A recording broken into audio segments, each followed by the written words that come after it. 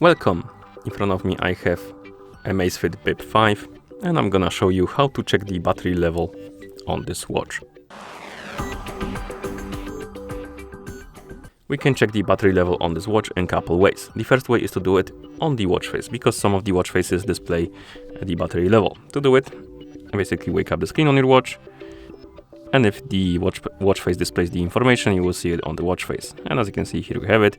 If you open the watch face menu, some other watch faces will display that information, like this one or this one.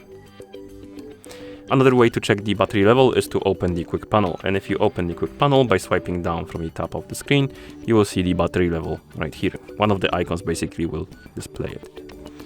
And that's how you check the battery level on this watch.